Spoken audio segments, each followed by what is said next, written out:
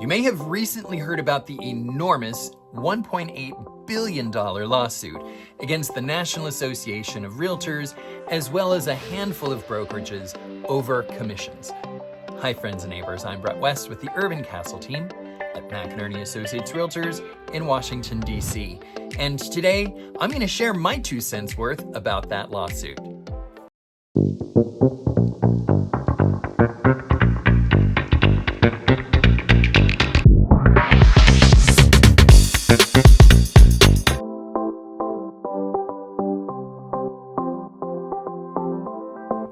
CNN reports, the verdict handed down in a Missouri court found NAR and 2 brokerage firms liable for $1.8 billion in damages for conspiring to keep commissions artificially high. Other firms initially named in the suits brought by home sellers settled out of court for a combined $140 million. As a term of the settlement, they each announced a commitment to make changes in their business practices, including not requiring agents to be members of NAR. Knock, knock. Who's there? Yeah, it's Pandora's box. So by eliminating membership to the National Association of Realtors, they're also eliminating abiding by the very strict code of ethics set forth by NAR. And every 2 years, my licensing requires that I become educated again in the code of ethics and on any sort of changes to the law, among many other things. And then also the code of ethics created by the National Association of Realtors provides very narrow interpretation between right and wrong. I don't see this as a solution. On the commissions, NAR has said that they'll appeal the verdict and that the issue won't be resolved for years. The cornerstone of the plaintiff's argument is that NAR is forcing home sellers to pay an inflated commission that is then split between their agent and the buyer's agent. The home sellers argued commission sharing as a condition for access to the multiple listing service was unfair and kept commissions artificially high. Typically, when a home goes on the market for sale, the seller offers their broker a set commission. For decades, the commission has consistently been around 6% of the sale price, usually with a 3% split for the buyer's and seller's agent. Correction, these are broker fees, not agent compensation. Brokerages are compensated differently in different regions throughout the country, and sometimes that fee is 6%. In the DC metro area, it's more common to see 5%, and that broker fee may be split 50-50 or any number of ways between who represents the seller and who represents the buyer. For instance, in recent years, new home builders have been compensating brokerage companies representing buyers as little as 1% of the sale price of the property being purchased. But when times are lean, as they're about to become, these new home builders know that they need to compensate brokerage companies more. Why? Because it provides further motivation to buyer agents. And in leaner times in the past, when a new home builder was offering 4% to McInerney Associates for representing our buyer, you better believe that that 1% was making it back into my buyer's pocket. On a separate note, name for me one industry outside of real estate and hairstyling where you get the service before you pay for it. I think you're going to be challenged to find one. The article goes on. In a competitive market, the home sellers argue the cost of the buyer's agent commission should be paid not by the seller, but by the buyer who received the service.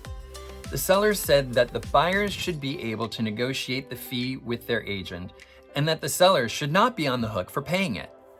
Oh, isn't that easy? I don't want to pay for it, so let's have someone else do it. And here's the thing. Buyers are already negotiating on broker fees with the agents representing them. And the determination of what the brokerage fee is always up for negotiation between the consumer and the brokerage. In fact, as a property owner or property buyer, you don't even have to work with a realtor at all. But if you're a seller and you're telling me we should take out compensation to the brokerage representing the buyers, then you're not seeing the whole picture. Buyers are already coming out of pocket a considerable amount for the down payment to purchase your home. Forcing buyers to compensate their realtor only reduces their buying power. Guys, guess what? You want the buyer to spend more? You're gonna have to charge less. NAR and the other defendants argued in court that their commissions are always negotiable. They also said that the system of having the seller's agent split the commission between the buyer's agent allows buyers who are already weighed down with expenses like down payment, closing costs, inspections, and appraisals to avoid the added expense of having to pay an agent as well. Consumer advocates celebrated the verdict and hoped that plaintiffs would also receive their requests for the judge to order changes to how commissions are structured in the industry. I've always been a fan of, if you see a problem, propose a solution. I'm not really seeing any solutions here beyond paying a lot of money to these consumer groups, their attorneys, and a handful of home sellers, aside from just make someone else pay. So why even compensate real estate brokerages at all?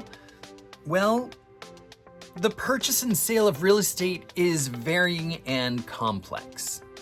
I started this career in 2007, just as the economy was starting to crumble. And the industry hasn't stood still for a moment. In fact, it is more complex today than it's ever been. During the Great Recession, it was commonplace for every contract to purchase to be accompanied by a seller credit in the amount of 3%, the purpose of which was to cover the buyer's closing costs. Yes, the seller had to cover their closing costs, their brokerage fees, the buyer's brokerage fees, and the buyer's closing costs. Why? Because buyers were scarce and sellers knew that they had to give more or lose the sale altogether. The realtor you hire and the brokerage that supports them should come well equipped with market knowledge and situational experience not common in the everyday person or software program.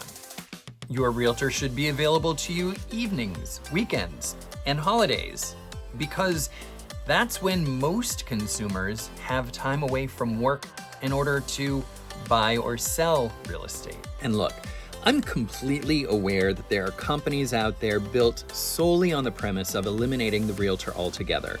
Humans make mistakes, and humans sometimes do bad things.